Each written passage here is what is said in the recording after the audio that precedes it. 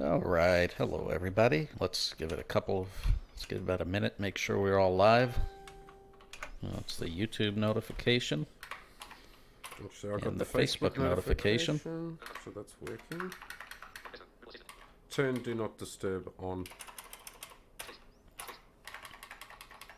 Turning Do Not Disturb on.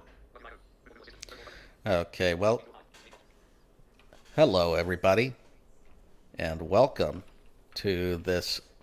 I think this is episode 11 as a midweek podcast. It's a bonus episode 11. In any case, it is a midweek podcast, and we will be talking about what we did not get to on Saturday when we were live, or Sunday, I guess, because my internet was not being very happy. There you go.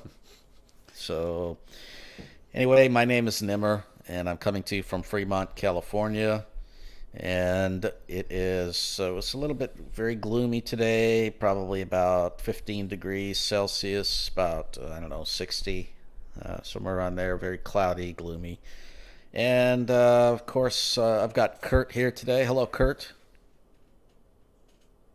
No, I guess Kurt's not here. Oh, that's Marco. Hello, Marco. Oh, hello, Nimmer. How are you? It's an interesting day. I hear Telegram or something going off there. Very good. And yes, welcome from down under. And I wanted to start off by saying to all of you guys over there in the US that there's been a lot of news come out of there, stuff that's been going on in Washington, protests and people getting into the Capitol building and all sorts of things, and what a Really? doomful Wow. day I've it been is. working all day. I haven't Yeah, even seen you anything must have about missed this. that, but it's definitely made worldwide news, and our thoughts are, well, what can you say about it? Really, one of the more doomful days in U.S. history, that's for sure. So, Well, did they burn the Capitol down or what? no, they haven't burnt it down, but they stormed it, and there were riots, and they called in the riot squad, and Oh, all sorts of stuff was right. going on from early this morning, my time. So it's crazy times for you guys. 2 more weeks of the Orange Man, and hopefully things will settle. So happy days to that. Wow. All right. Well, let's hope everybody's okay. And if you're caught up in that mess, then And of course, hopefully we look should after also say yourself. Nimmer, condolences to the one person that was shot dead as well in that whole fiasco. So, Oh, definitely. yeah. Yes. Okay. Well, we have a couple of items that we're going to cover today for you, and make it kind of brief, and we'll just go through those items. Number one, we missed this idea of World Braille Day and Louis Braille's birthday. Indeed, yes. I was looking forward to this because I was going to sing happy birthday to Louis Braille, but unfortunately it's not his birthday. Does that mean I can still sing, or? No. Oh, all right, fine. Well, if you really want to. Birthday to you. Well, I guess he's gonna probably edit it out if I keep going, so I might as well. No, just we'll leave not that in do there. But I thought you were going to say that maybe Louis Braille won't hear it, but well, he probably won't at this point. Yeah, well, Yes. he's long gone. In any case, we did want to take this opportunity to discuss the state of Braille on Android and compare that to the state of Braille on iOS, because those are, cover mobile platforms a lot. And so I think just talking about the state of Braille and what we'd like to see fixed, improved, changed, added, deleted, and why Braille is really important, I think, to us and to me and maybe Marco. And I guess I'll start out. Well, that's the number one topic, and then we're gonna get to. Yeah, let's go through the rest. Yeah. Yeah, we're gonna get to Good Maps. We had some responses from them regarding our podcast, which is excellent. I've been tweeting with them, tweet, and emailing back and forth with them. Hopefully, we'll be getting them on soon. Did your tweets get removed like Donald Trump's did? No, I didn't get banned. No. You didn't get banned? Oh, okay. No, Twitter must like me. I don't know. They must do. Yeah. Very good. And then Marco will talk a little bit about a Windows podcasting app thing. Now, I'm bringing this up because we have had a lot of traffic on various emailing lists for people that are seeking a reasonable alternative for podcast listening on Windows or Macs. So we'll talk about that as well fairly quickly. And then we have a Did You Know section. We'll talk a little bit about widgets, what they are, why you might want to use them on iOS and Android.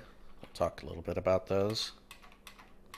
And I believe you've got a number of listener emails, Nimmer, this week. That's right. Yeah, some listener emails, so we'll go through those. And so this will hopefully not take too long, but we do have some things to talk about. So glad that you're joining us today. And by the way, if you're listening and you like what you're hearing, that you like this content, please consider liking it. Hit the like button, unless you're Austin, in which case feel free to hit the dislike button. Feel free to hit the share. Feel free to share it out with your friends. Hit the notification. If you're on YouTube, subscribe. And at least if you're going to hit the dislike button, can you just at least wait until about 5 minutes in? That would make more sense. Yeah. You know. And, if you're going to subscribe, hit that subscribe button. And, of course, subscribe to the YouTube channel, because the more people that do, the closer we get to that $1,000 giveaway. I don't know why I'm advertising that. But, we'll be getting closer to that goal. Indeed. And also, please consider donating to us if you really appreciate this content. Consider that it does take us a little bit of money each month to be able to bring you this podcast. We do pay for podcast hosts. We also pay for our domain provider. We pay for the ability to stream to YouTube and have everything recorded and professional, or as professional as we can. Plus any equipment that we demo, we buy it and that kind of thing. So if you like this content and you value it, please consider giving. We do have a donate link on the website that you can go to. And you can either choose a one-time donation or donate. I think we still call it a bronze membership. For some reason it's still... That. Yeah, we might have to change that because, we don't want to come in third place. Bronze membership, and you can subscribe as a monthly I want to call it subscription, but it's a donation. Well, donation, yeah. And I'd like to say hello to BVIP Tech, who says, howdy gents. Well, hello, or should I say hello. Welcome to the podcast. And that is all we have at this point, so hello to you. Yes, hello BVI Tech, glad that you're joining us. And let's start out with Braille. My story with Braille begins when I was very young. I learned how to read Braille, and I actually learned Arabic Braille. And that was my first foray into Braille. And to me, it was just like what you did. Everybody learns how to read, and that was my method of learning how to read. And that's, at the time, that's what it was. Now, since then, I have used it quite a lot, and I used it, of course, growing up in school, and in my professional life, I still, to this day, use Braille, use it for reading speeches and content and that kind of thing. Also, there are things that I think are better visualized in Braille that even a Braille display does not really help you visualize, and so I tend to like Braille. But I think that for me, at least, as time has gone on, Braille has taken less significance in my life. It used to be something that I really enjoy and really wanted to do. So I still like reading a book in Braille. I still enjoy doing these things. But frankly, audio is just a bit more efficient. And so I find myself turning more to audio and doing things more with audio now, to the point where I think my Braille usage is probably not as significant as it was, but again, I really do use Braille quite a bit, and I still thoroughly enjoy picking up a Braille book and reading that. What is your experience with Braille? I'm kind of the same, Nim. When I was a kid, I learnt Braille when I was about 4 or 5, and I learnt grade 2 Braille. But French, I also French Braille, or No, American Braille or English Braille. Francois, very good. Not Francois, but I I also learnt, because my parents are Portuguese, so I actually learnt Braille, or to read Braille in Portuguese, and that's generally grade 0 Braille. So I learnt all the various different nuances, I guess, of Braille back in the day, and I, very much like you, mate, I use Braille quite a lot. So what's I the use difference Braille, between a Portuguese dot and an English dot? not a huge amount. They tend to use Okay. 4 sixes for capitals instead of 6. Now, the one thing I haven't learnt is the new Braille. What's that called? The Buick, UEB? not Buick. UAB, yeah. Haven't learnt that. Never felt the need to, and that's probably because I just don't really use it. Well, I'm used Very, to very grade few 2 Braille. differences. There's not a huge amount of difference, so I'm kind of just stuck with that. But I still use Braille today. I use it on podcasts when I'm reading stuff out. I use it on radio shows that I do occasionally. If I'm reading bits and pieces of information for speeches. Although I have got used to using a phone and one headphone in. So yeah, kind of similar. Very, very much the same. And I think it's definitely something, it's a great shame that not more children are taught it these days. I think it's definitely something that, especially totallys or poor partially, should still be taught as much as they once were. Yeah, I definitely agree. And I guess in this area, this is kind of one area where I'm like, I'd like to see Braille take off more than it has. I would like to see children learn it more. But I also would love to see more innovation in the space. Things Yeah. like the full page Braille displays, for instance, that haven't really taken off. Or No, they never you know, went anywhere, did they? Yeah. no, there's a lot of these things. I would really love to see a lot more innovation in terms of Braille and in finding ways to help people read Braille who maybe aren't able to afford to get a Braille display, Braille device. Then there's also a lot of seniors too who just can't physically read Braille. They have neuropathy in their fingers or Yeah, something like yeah. that. And so I think we just, in terms of literacy, we just need that. And I don't know what that looks like, but that innovation of trying to figure ways around that. But like in terms of reading on a mobile device, I think I get asked like, what do you want to read Braille on a mobile device for? Why is Braille important on a mobile device? And for me, it's important because anything that you can do, via speech, you should really be able to do with Braille. And I think that a lot of people use their phones for consuming content these days. Visual users, for example, you get on a website and you consume that content. You read something, you read an article, whatever it might be. Why shouldn't a Braille user be able to do that? Sighted users can really pick up their phone and read a Kindle book. Why shouldn't a Braille user be able to do that? Now, you as a sighted user, you might want a larger screen. You might not feel comfortable reading large amounts of content, but the point is that you can.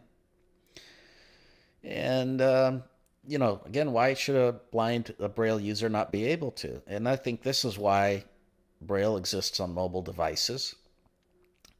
But there are some differences between both platforms, even as of now, 2021.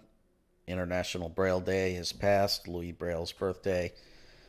And unfortunately, there's a big disparity between both platforms in Braille.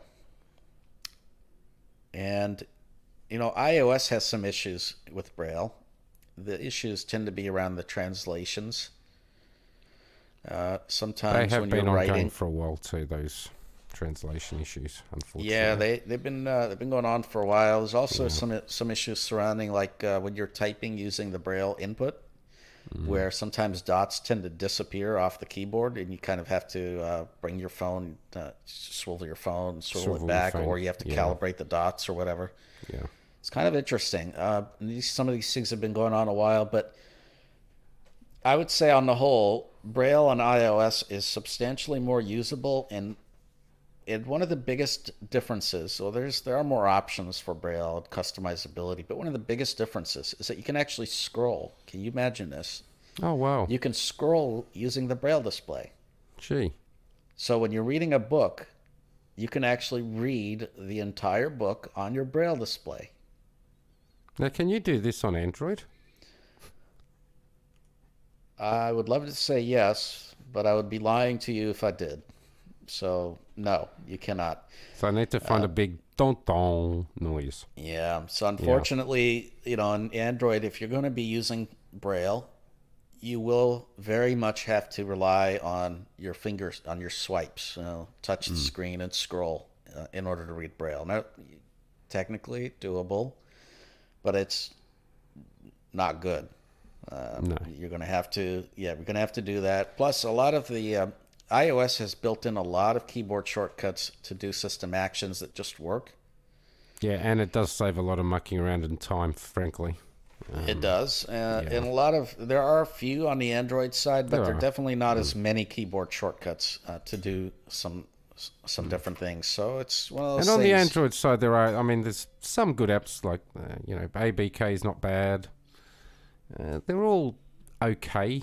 Um, Talkback Yeah, is yeah. probably got the best one. Well, now is certainly a lot better. Oh, so those are for Braille input. That's for variable input I'm looking at as well. But Yeah, also, yeah. in terms of output, there's just. And look, I've had that argument with many people on various lists that it is, or people argue that it's usable. Frankly, to me anyway, if you're needing to touch the screen, that's not true usability. You should be able to read Braille just with your display. So, unfortunately, Yeah. on the Android side, it's just not really functionable. Yeah, I mean, you can connect your Yeah. display. You can use it, for example, if you want to read text with it. You can use it to read Sure. your icons. You can even do it like if you want to read page by page or something like that. But when it comes to actually scrolling, It's it doesn't really difficult. work. Yeah. So we've got a couple of things. There's that, and in the Braille screen input side of things, in Android, I'm used to saying, Android, you get Android because it's very customizable, and Android is great for that purpose. Unfortunately, in accessibility, it's quite the opposite. iOS is a lot more customizable than Android, and I'm not specifically talking about Braille here, but even in Braille, iOS is definitely more customizable than Android is. Because now using iOS Braille screen input, you can assign different gestures to whatever you'd like to do, and you can have certain gestures for things like select all, copy, and paste. Now, there needs to be more. You need to be able to move. I think on iOS they're missing this, and this is what you can do with some third-party Android Braille keyboards. You can actually move the cursor around, edit boxes Yes. and such. This is a big problem in iOS, and actually in Android you can do this too by using the volume buttons. You can move the And that is cursor and handy. edit boxes. That's It's definitely very, handy. very handy. Yeah. So it's like if you could marry the two together, you'd be great. Now, You get a perfect system. you Yeah. would, because I would like to be able to move my cursor around, select text, copy text, and paste text. I don't want to just be able to select, copy, and paste without moving the cursor around. That's just silly. Yeah, absolutely. So Braille is very much a work in progress, I think, on both platforms. But to me, it's a much better prospect on the iOS side, especially the output, the reading. Now we do have some comments here before Yeah, we move on, I unless saw Marco that has one. some anything. Yeah, I saw that to one say. from BVIP Tech trying to learn Braille at the age of 24. I would, and having had a few friends, and hello to Varun as well, or Vroom Vroom as we like to call you. It's definitely a lot harder learning at an older age. There's absolutely no doubt about it. I mean, it's like it's essentially a language. It's like trying to learn a language when you're older. It's definitely not as easy to do. But Yeah, not, now I have not, taught not, Braille to not older people. possible. It's not impossible. Nope, But, and I certainly have taught it to people. And I think the biggest dramas that you're going to run into is if you have issues with feel. For example, if your hands are really calloused or if you have neuropathy, Braille's going to be more difficult for you than if you've got Smooth, what I would classify clean-cut normal hands Yeah. without any kind of feeling issues. If you have some of those other issues, unfortunately, you're just going to have a big struggle with Braille. Now, if you don't, you can certainly learn Braille. And I would say within a few weeks, you can be reading at least a good amount of the letters in grade one for sure. And but you're going to be reading it slowly. And the thing is with Braille, same thing with anything else. Same thing with learning a computer. The more practice you put into it, then the better you're going to get at it. If you only do it once or twice here and there, just not going to be very good for you. Well, it's essentially like reading print, though, Nim. I mean, if you've never really been proficient at reading print and you're fully sighted, it's like anything. You've got to practice at it to get any good. So, but it's definitely doable, no doubt about it. Now, in terms of just finishing off on that topic, Nim, I guess I just really want to see, especially on the Android side, more so, I guess, than the iOS side. I think the iOS side has got things a little bit more together, although there are still issues with Braille, obviously. But if I was just solely relying on Braille on a device, me personally, and these are my thoughts only, and not sure if you'll agree or not, Nim, but if you are a iOS user and you rely heavily on Braille, I'd seriously think about staying where you are. Because I'm an Android user. Now, I don't necessarily rely very hugely on Braille. I only mainly rely on the input side of it. And if that's all you rely on, then Android will probably suit you pretty well. But if you rely on using a Braille display, stuff like that, then I would suggest sticking with the iOS side. Yeah, I agree. And the other thing I would say is both platforms really probably need to work on is getting Braille from the very beginning, at the very beginning setup screen somehow, because this is a problem for a deafblind user. When you buy a brand new phone, for instance, how do you get that Braille, working? And I think this is something that they have to figure out. And I think Android is actually in a better space to figure this out, just because you can plug in a device through USB-C port, and so if you have a Braille display, you can plug it in, hardwire it, and get Braille that way. And at least get something out of it. Yeah. At this point, that doesn't work, but it would be really nice to get that going, because I think having Braille from the very beginning would be a really great thing. Indeed. So there you go. That's our thoughts on Braille, both input and output. And we'd be interested to hear your stories or anything that you have to tell us about that. And I really hope that both platforms do actually start working on it. I really think it's one of these things that both platforms are really just sat on their hands with Braille. I don't think much has changed hugely. That's right. And I really do think it needs to be developed more. So, Yep. Yep. But if you have any feedback about Braille or anything else that we talk about, definitely feel free to visit our website, blindtechguys.com, where we have a nice and lovely feedback form up there. And no, you don't need to include the word Bumba anymore. Thank God. The giveaway is over with. So yes, sorry about that, vroom vroom. Yes. All right, so let's go on to the next topic that we're going to talk about, and that would be Marco's discussion of this podcast. Oh, this is the discussion. Okay, so I will... Oh, no, actually, I missed something, didn't I? No, you did. You've got the... We need to talk about good maps. Good maps, indeed. Let's get that out of the way first. We did get a bit of interesting feedback over the last day or so, didn't we, Nim? Yeah, so we've been chatting back and forth, going back and forth with them, and they provided some feedback for us, and they actually took the time to listen to our podcast and get our feedback, which is excellent. Thank you, guys. Now, they provided the following clarifications to some points that I made. First of all, I made the point that I wanted to hear only cross streets, for instance, announced, and I said that you couldn't do that with good maps. Here's what their feedback was. This functionality is possible with Explore. So Explore is the Good Maps app. I guess it's called Explore. You can isolate any item on the location tab to do this. In order to do this, set all the other location information to announce never, so that only one item is announced. this option can be adjusted from more configuration, location information, notification frequency. So here's the thing with that. With Nearby Explorer, I just check a box or uncheck a box. And that's it. That's how It's nice and easy. That's how you turn this stuff on and off. With Good Maps, you have about 2 or 3 things that you can actually adjust. So no, you can, to some extent, limit the notifications, but there's only like 2 or 3 things in that location menu. And to hear exactly what's in there, go back to our demo of that Good Maps. And in any case, you still have to go under the more, and you have to go under the, exactly what they said here. You have to go under more. There's at least 2 or 3 steps. Yeah, notification frequency. Yeah, that's quite a lot just to change one thing.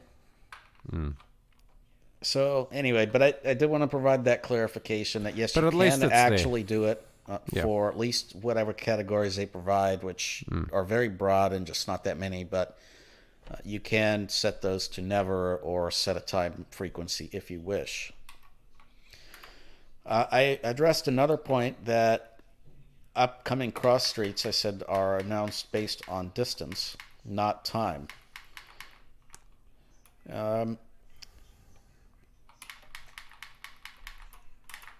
In Good Maps, their settings actually refer to things as being in terms of time. So, for example, you can choose to have announcements every 10 seconds, every 30 seconds, whatever.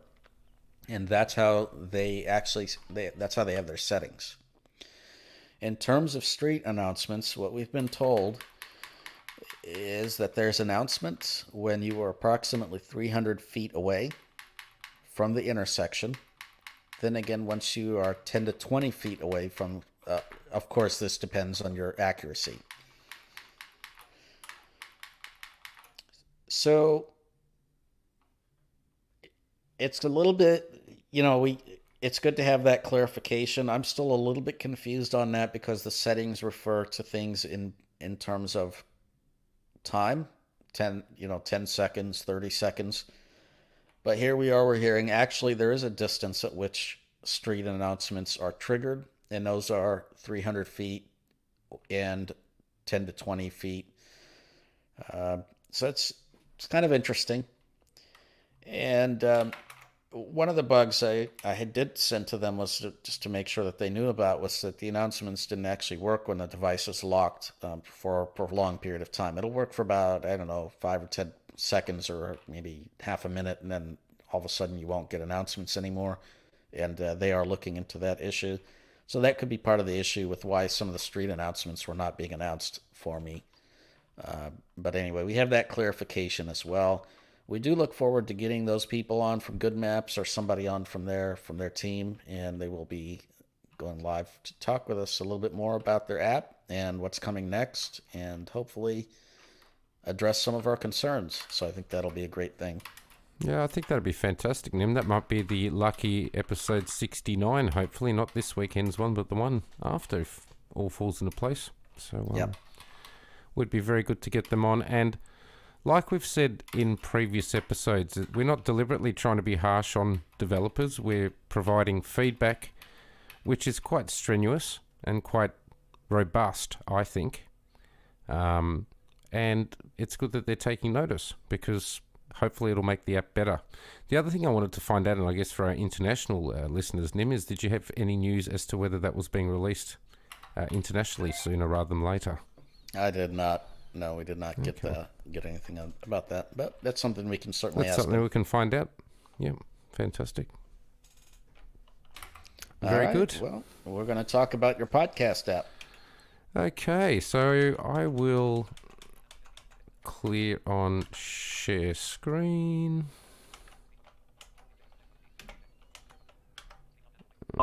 Screen on. Not screen layout. Full screen. Remove from center layout. Music button. More options button menu. Marco. Remove from screen full screen layout button. Mute screen layout button. More options button menu. Marco. Remove from screen center layout button. Mute button. More options button menu. Marco. Mute microphone camera. Mute camera settings button. Stop sharing screen button. Same layout. All cameras. Group layout. Wheel layout. Small screen layout. Not screen layout. Full screen layout. Only remove from screen button. Center layout button. Mute button. More options button. Marco. Remove from screen button. Okay, can you hear Jules there, Nim? Yes, I can. Okay. All right, so we'll just slow slower. Virtual PC. Faster. Virtual PC.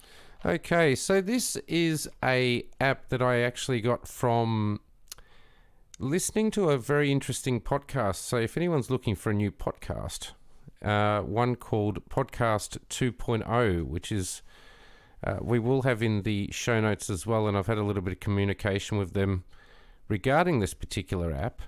Definitely worth having a look at if you're looking or interested in starting up a podcast, if you want to find out a bit more about podcasting in general, all that sort of stuff. And the person that is on there is certainly very well known. He's done many shows. I think he does a show which just escapes my mind. It's No Holds Barred podcast as well, which is a very cool podcast.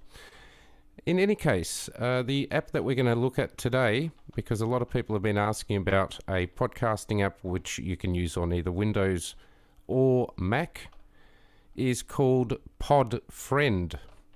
So we'll quickly go about downloading it and running through what it's all about. So let's go to new tab. StreamYard Brave. Address and search bar edit at www.google.com. And we'll go to PodFriend. PodFriend.com. PodFriend.com. PodFriend, your friendly podcast player app for mobile and desktop. Brave. Listen in the train, then switch to the desktop app. PodFriend.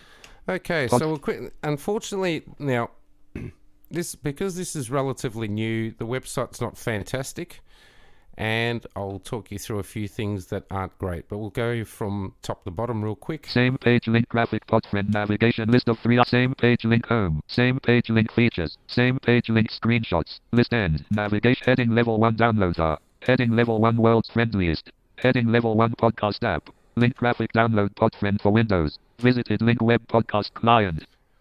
Now, you can use it as a web podcast client as well. So you don't have to get the download if you don't want to. Now, the download is rather accessible.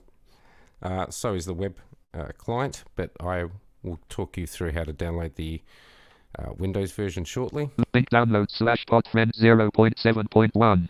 And I believe that's the Mac link. So it's interesting. The Mac version is one version ahead of Windows, but it's not properly labeled. Blank figure.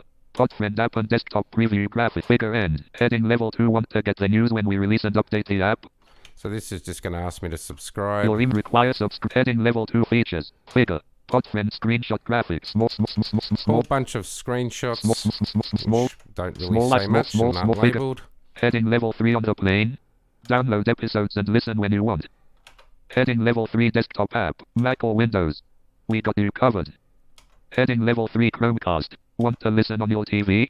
No worries, you can. Heading level 3 your own lists. Gather all your favorite podcasts in different lists. Heading level 2 iPodFriend. Heading level 3 friendly interface. We use our own app daily. If something is annoying, we'll fix it. If you experience anything that's confusing, visit it same page link, get in touch.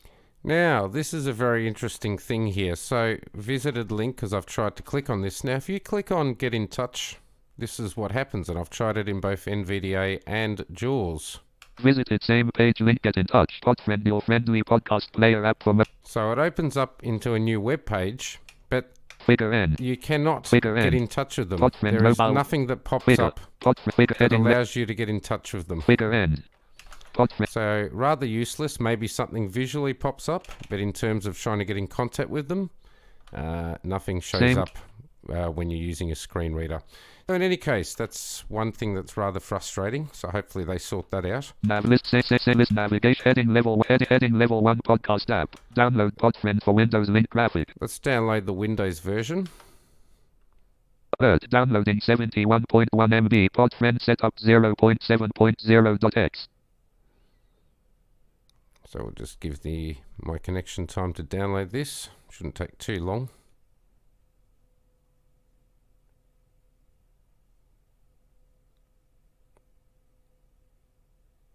And we're about halfway through.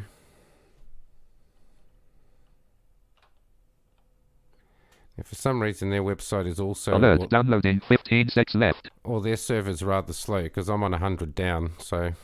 Not sure why this server's so slow, but it is what it is. So about 10 seconds or so to go, and we should have the file.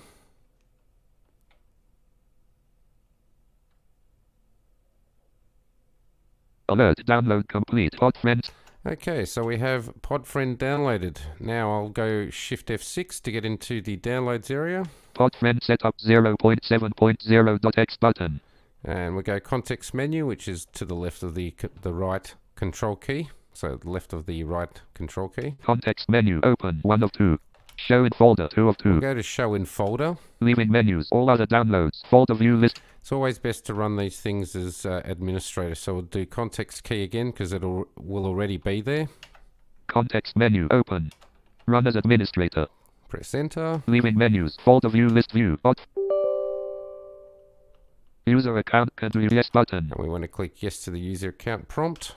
All other down Podfriend setup dialog. Podfriend 0.7.0. Podfriend 0.7.0. Podfriend 0.7.0. Installing. Please wait while Podfriend is being installed. Installing. Please wait while Podfriend is being installed. Graphics 16. Installing. Please wait. So it automatically installs. It doesn't view modes. Details tell you anything more than that. It's already installed. Options menu button. Podfriend close button. Download. So we'll close Sunday, January the 3rd, 2020. all these windows. Sunday. Link graphic Podfriend logo. Sunday, Jan link graphic link Podfriend. Okay, so the app's already opened up. Search for a which is interesting. So it doesn't actually really prompt you through installing it. This is how new this app is, I guess. It just automatically opens. So that's another thing I don't really like. I hope they sort this out. Now, they do state that it is in beta.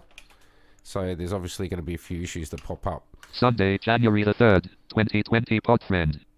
Link graphic Podfriend logo. Link Podfriend. Search for edit. Link home. Link pod. Login. Separator. Podcasts. Link line tech guide. Alright, so because I've already installed it, even though I've uninstalled it and reinstalled it, it's remembered podcasts that I've put in here. So there's a search thing up here. Podcast login. Link pod. You can log in. I haven't bothered signing up or logging in yet because it obviously still saves the podcasts.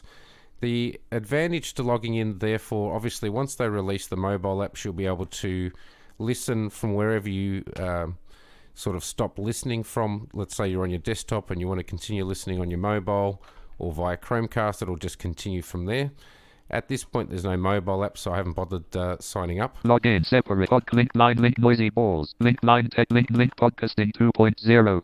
And it's Podcasting 2.0 is the name of that podcast I was talking about before. Link Casifile True Crime. Link Criminal. Link The Tech Guy Audio. Link Darknet Diaries. Continue your current episode. Link The Tech Guy Audio /1,000,003. So let's current play link a podcast link and see how it link works. Blind Tech Guys. Let's go to Blind Tech Guys, funnily Sunday, enough, because we can't get sued for playing someone else's podcast. Link. Head Blind Tech Guys is here to bridge the gap for blind and visually impaired. Focus on and please send an email to news, technology, remove from favorites. So I've got us set as a favorite. Archive podcast, donate to podcast button. Oh, it's even got our donate Archive, button donate right to there, podcast. which is quite cool. Sort by combo box newest episodes first. Sort Let's by see what combo. we can sort by. Now, funnily enough, when you're using the up-down arrows here, that doesn't work too well. You try to use a Shortest comment. first. Sort by Oh, there we go. Now it's kind of doing something. Newest episodes first. But it's Virtual very, PC. very, very slow Sort by and combo not box great. newest unboxing the OnePlus Nord. Bonus. Org 28, 2020 bone unboxing combo box newest episode. Now, if Sort that's by supposed to combo be on box newest episode episode first, virtual that's PC. not right. How to sort out your Android OS There we 11 go. talkback issues on a Samsung phone. Jan 4, 2020. On this episode, Kurt takes us version of 24 minutes. Link graphic share on Twitter graphic. Share panel. Copy. Introducing our new sidekick and Okay, so share. it allows you to share it on Twitter. Copy. Share panel. There's a share panel, so I assume if we click on that, Sunday, something else will open up maybe? PC. No, All other download. Sunday, January the 3rd. nothing opens up at PC. all, and Off. On. I seem to have lost Blank. everything. So let's PC. try and press escape. All other So download. that's Sunday, another January issue. the 3rd. Alright, so we'll close out of it. 'cause PC. it's All other completely- download. it's Sunday, definitely January. not working now. Search box edit. And let's Power try up. going back into it Podreal again. app. Podfriend app. So you can see PC, there's quite a Sunday, bit of work they still January. have to do with this app. Blank. Jaws Why copy can't we blank. do anything Blank. here? PC. Alright, let's try doing this. if you have any more success with NVDA. Sunday, the 3rd of January 2020, Podfriend. No, it's just completely lost any focus on the app at all, and it's not letting me close the app Secure down. desktop. Windows sign some box, sign reason. sign report, S. Task manager report, T. Thing. So we're going to have to go and manually close this app. Task manager. List of. Process, Podfriend. List of items, data group, context menu. Expand P. Switch to unavailable T. End task E. Task manager. List of items. Alright, we'll Sunday, kill the 3rd of January that. 2000. And we'll kill that. And we'll go back into Jules. And let's see what happens if we open it up again. So as you can Jules see, Prophet. being a All beta, other there's down still Sunday, a lot of January. issues, and it doesn't still seem to have closed down. So that's quite concerning. Windows sign. Switch sign out list. Task manager. Alright, let's go back into Task Task Manager. manager. See what's List of going on in items. here. List of items table. Apps. Apps 5. Process. Brave browser closed. Name. Process. Podfriend closed. Name. Pod context menu. Expand. Switch to end task. Leaving menus. Task manager. Task manager main. List of items. All other down StreamYard BTG document 1 word. Task manager. All other. Okay, it's finally Search. disappeared. Alright, so let's Pod. open See it web. up again. Pod. See web results. Press right to switch preview. Podfriend app. PC. All other downloads. Task switch. All other StreamYard BTG show document 1 Sunday, January the 3rd. Okay, so it has opened up. PC. Sunday, January the link graphic Podfriend link. Link for login. Separator. So quite concerning that. Pod link. So the share Link thing noisy. obviously Link doesn't pod work link. too Link criminal. flash. Link podcasts. Link blind tech guys. Sunday. Click on Blind Tech Guys Link again. noise. Link dot head blind tech folkly new tech remove archive donate sort bar combo how to sort out your Android. Alright, so the only way you can get this to play is, from what I can tell, by clicking on the title. How to sort. So let's click on the title. Speaker with 3 sound waves. How to sort out your Blind Tech Oh. Guys. Now, how do we Three scroll guys. forwards Share- or share on- backwards line? Share on Twitter link. Android. Share on. You've got to go all the way down to the Left right bottom. slider 0 off. Share on Twitter. Share. Shoot us an email to blindtechguyspodcast@gmail.com. Which is completely painful. You can find us online by Share on Twitter on. searching for Share panel. Blind Blank Tech left right Guys. slider 1.8027. Follow us on Blind tech guys. How to sort out blind 031. Guys. Speaker with 3 sound waves out off. Left right slider 2.43.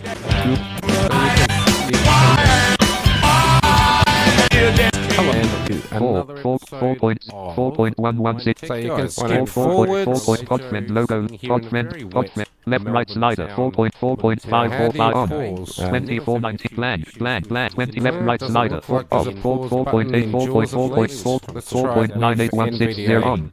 The broadcast, we thought we'd go live in any case because we had people waiting to tune in. Of course, as always, or for the second time I should say, welcoming into the studio here, Kurt. How's it going, Marco? How's it going, Marco? Welcome back, my friend. How's it going, Marco?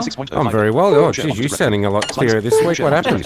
Did you have a microphone change or something? Yeah, I bought myself a new little dynamic. Okay, so it looks like you can't pause either. So the only thing you can actually do is play, skip backwards, and skip forwards. So still a lot of work to be done with this app. I am going to keep it on here. I think it's got a ways to come. I'm trying to get a hold of the developer, which is proving rather difficult at the moment because their getting contact section doesn't really work. But I have made contact with Podcasting 2.0 and made them aware of what's going on. They seem to be very much about accessibility, especially when you look at their website. They're certainly into stats and all sorts of bits and pieces that they're trying to resolve for us involved in the podcasting game. And I'm hoping that they're going to, well, we'll see how this app develops. I will leave it around for now because I think it's got a little bit of promise. But clearly a brand new app, a beta, still got a long way to go. It'll be interesting to see how it develops. But in any case, for those of you that are, well, we've certainly heard quite a few of you emailing through about finding a Windows or Mac version to listen to podcasts. That might be one that you want to have a look at. And hopefully, if the developer is listening, or if anyone from Podcasting 2.0 is listening, if there's an easier way for anyone who is blind or visually impaired to make contact with the developer. That would certainly be appreciated if you could pass it on. So that is a quick demo of Podfriend there, Nimmer. All other downloads. StreamYard Brave Row 1. Clickable banner landmark visited. Line tech guys. Visited link. Main landmark toggle button pressed. Important. Your graphic full toggle button pressed. Behave.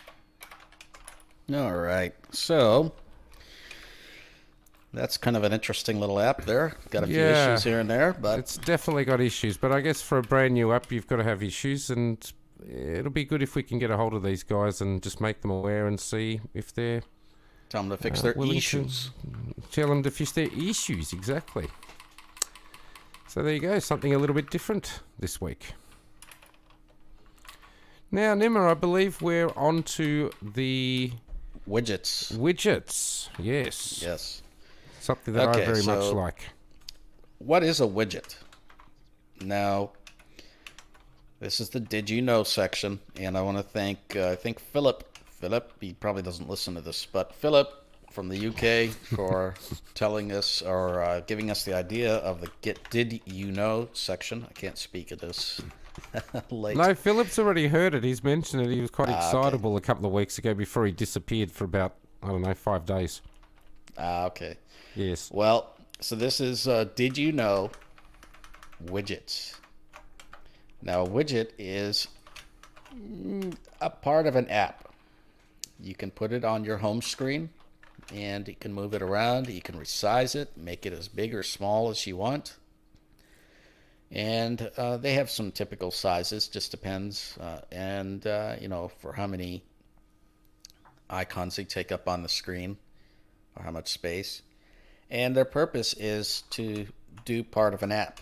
And what I mean by that is, so if you have a widget for a weather app, it will display kind of a mini view of the weather.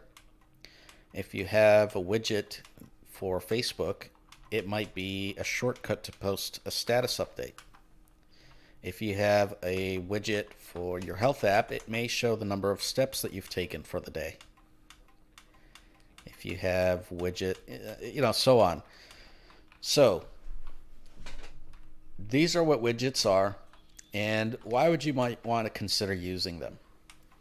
Well, as I've said, they kind of go to making your life a little bit more convenient because you don't have to open up an app. You don't have to go and muck about trying to figure out where to go and I want to use this app or I want to use that app. No, you can just right on your home screen access the most commonly used thing that you want, whatever you want. So for a music player, you might have play controls, play, pause, fast forward, and rewind as part of a widget.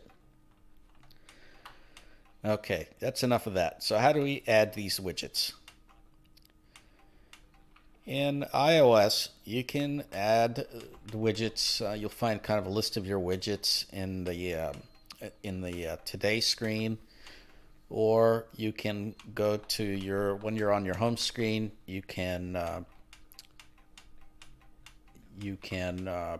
if you're not using VoiceOver, you can long press on an empty area of the screen and pop up the ability for you to add your widgets. So in iOS 2, you have these things, they call them stackable widgets, which means that you have multiple widgets on top of each other, and with VoiceOver, you can swipe up or down to switch between these widgets. So play with widgets, try them out.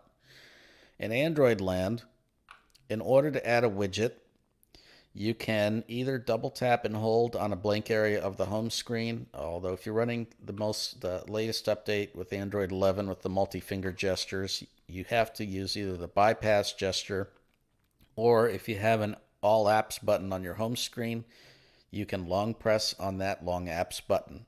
In any case, you'll get the option to add widgets. What happens, you get a menu that pops up and it'll say something like wallpapers, having their widgets, home screen settings, or of course you select widgets. And then it's sort of like a list, sort of like your apps list. You'll be able to go through them and select which widget you would like to add. Now in Android, you may have multiple widgets for each app that may be either different sized or that do different things. For example, for a health app, you might have one widget that displays the steps and one widget that displays your activity level or your calories or whatever. So it's kind of, these widgets are really powerful things that just got to make your life a little bit easier. What do you think of widgets, Marco? Oh, I love widgets, Nim. I think they're fantastic. I use them all the time. It's especially handy for email, I reckon, for audio recording. You have widgets, like you said, you have different widgets from different apps. You can easily get to a record button. If you're using an audio recorder or email, you can get to the appropriate inbox if you set it up. So I think they're great. Saves a lot of mucking around. Especially if you've got to go, if you want to record something, all you want to do is just press record. You don't want to be muddling about opening an app and stuff like that. And if you need to get that happening quickly, very, very useful. I think that they're great. Yeah, use them all the time. With that. So, and I know a lot of people on iOS side don't really use widgets. Definitely on the iOS side, worth playing around with, because you can do a lot of, you can do just as much, I guess, with the Android side, but the iOS side, that they actually come out really well. And the way you can go up and down through the options easily and stuff like that, I just think they're fantastic. I've always used them. So I encourage you to have a play with it, definitely. Now, on iOS, they are kind of brand new. So for the longest time, iOS never had widgets. No. But and have for a a play while, with it. they were Try it only out. limited to the day screen or whatever that screen is on the far right. But now you can actually have widgets on any home screen Wherever. page. So that's a good thing. Yeah. So definitely give it a go. If you haven't played around with that, as I said, encourage you to do so. Okay, emails. I received an email from Harshid. Oh, very good. Hey, man. Just was inventorying app updates and noticed that VoiceStream had a change of name. It is now called Leger or Ledger, or however you want to pronounce it, Technologies LLC. So now it's something like Leger Scanner, Leger Reader, or something like that. So they've had a change of name. It's kind of interesting. It hasn't changed its name on my phone, but anyway. It has updated on my phone. It could be just the beta that's rolled out to. I'm not really sure, but it definitely has changed on my device anyway. It's not an app that I use much, but I should probably use it more often, I guess. But interesting.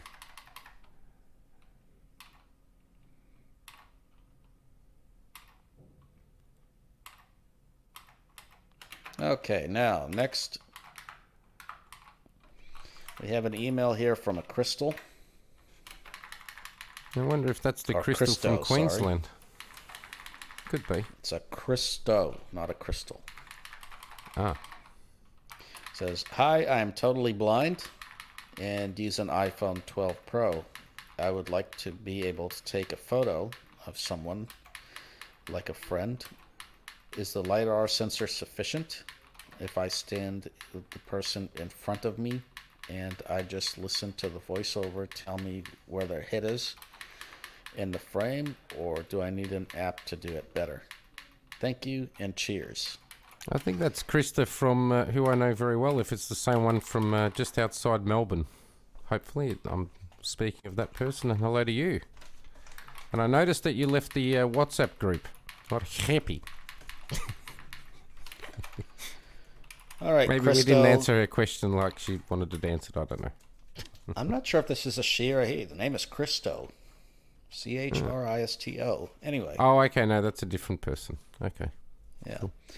Anyway, LiDAR, it's all about really helping judge those distances. So what you're talking about has existed in VoiceOver for a long time in iOS and Android. Is that face detection? Is that when you're when you want to take a picture of someone, then your phone sort of guides you into the direction of, how to point your phone. And no, you don't need another app for that. If your camera app does that and it's working well for you, keep using that camera app. You don't really need another app for that. So I hope that answers your question, but you definitely don't need an app for that. No, you And don't need LiDAR to get all is technical. not really going to change that. No, so. LiDAR's not going to make any difference. And if there's no point in downloading some fancy schmancy camera app for that sort of thing. Your general app should do the trick nicely. I have another email from DM Roop. Oh, yeah. Should that be DJ or DM? DM, I don't know. Oh, okay, very good. Greetings all. Till about months ago, I was using my late wife's Smart Vision Gen 2 Capsus for the price. I don't think it is worth it. Anyway, it finally gave up the ghost, and now I'm using an iPhone 7. I only use the phone and text programs, and was asking, is there anyone aware of upgrades to Siri to allow it to create contacts, delete phone history, and text messages, or any other improvements? Cheers and thanks. Name is Doug. Okay, Doug.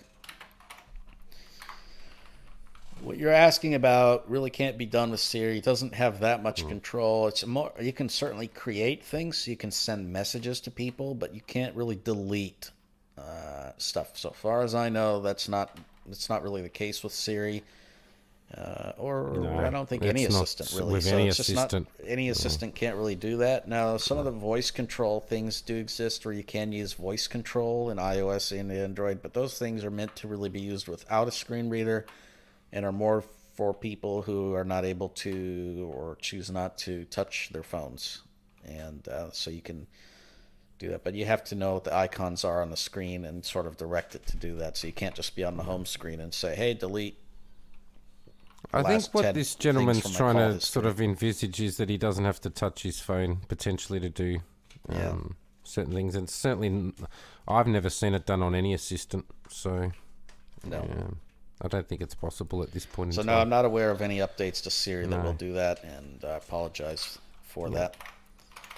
Still have and to touch your finally- phone. We did get a piece of feedback. I'm about to pull it up, and it came through our contact form. Oh. Do we have to read this piece of feedback? Absolutely. Yeah. Who's And this from? Austin? if you try to edit it out, I'm going to veto you. So I will add it back in myself and re-upload the file. So You like? I will not like if you edit it out. Okay, it says, what do you think of the Blind Tech Guys podcast? The person says, it's okay, I suppose. Good to fall asleep to. Marco keeps me tuned in each week. He seems like a funny guy. Well, thanks. What do you think of the podcast host? Marco sounds hot. Does he have a girlfriend? LOL. He seems really lovely. Person's name is Lucy. Well, Lucy, I'm offended. But I'm glad that you really like Marco. That's excellent. Very good. I personally think that somebody's got way too much time on their hands, but if that person really exists, thanks for so much for your comments. Really appreciate it. I'm sure Nima appreciates them as well. Yes, yes. Deep down inside that heart of his. Yes. And yes, but I suspect that somebody's probably got a little bit too much time on their hands, so they're probably utilising their COVID downtime to post interesting bits of feedback through to the BTG. Bhavish Patel says, hello, and I hope I pronounced your name correctly. I'm sorry if I did not. Hello there. Glad that you're listening in. Hello, Bavish.